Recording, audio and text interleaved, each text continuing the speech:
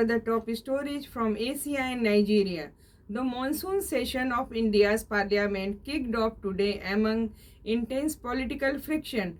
Both the Lok Sabha and Rajya Sabha faced rapid adjournments within hours of opening due to relentless protest from opposition leaders. There has been massive CJP clashes in Delhi. In the capital, thousands of youth and student activists affiliated with the Cockroach Janata Party (CJP) attempted a massive march toward parliament to demand sweeping educational reforms.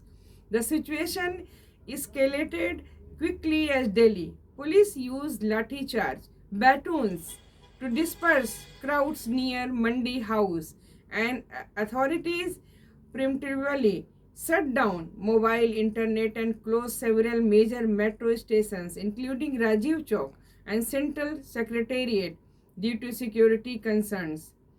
Climate and education activist Sonam Wangkok, currently hospitalized, has offered to end his hunger strike if the government opens high-level accountability talks.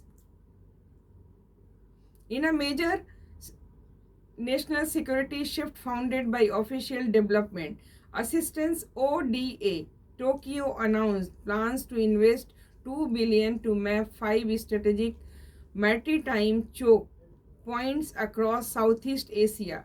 Working closely with regional neighbors, Japan will develop high precision nautical charts for critical alternative shipping routes, including Indonesia, Sunda, and Molucca Strait and the Philippines. Balabac Strait to protect its economy if the primary Malacca or Singapore Strait are ever blocked.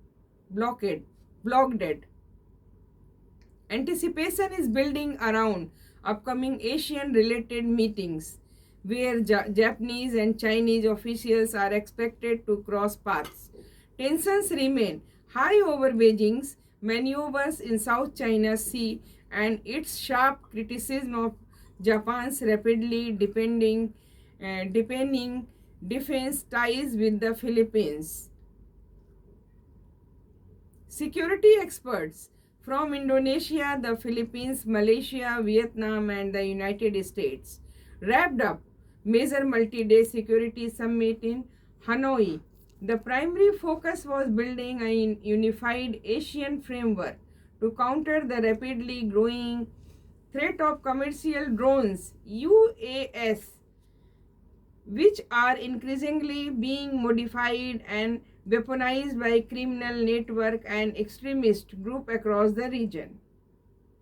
While regional security tensions simmer, business ties continue. Japan's Kansai Economic Federation announced it is bypassing current political statements to coordinate a major business delegation to Beijing this coming October to sustain cross-border trade.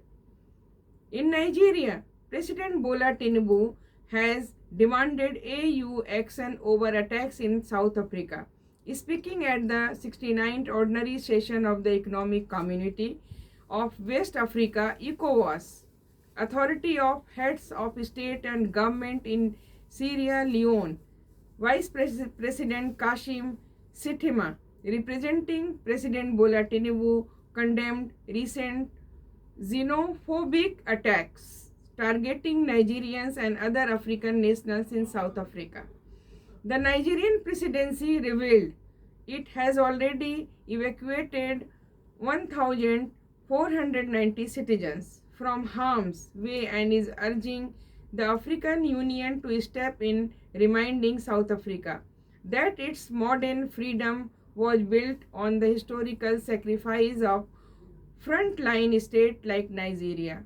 At the official Nigerian Foreign Exchange Market (NFEM), the Naira opened the weekly relatively stable, trading at around 1,379 per US dollar. However, pressure remains high due to corporate dollar demands and petroleum transactions, keeping the parallel market premium active at roughly 1,416 per dollar.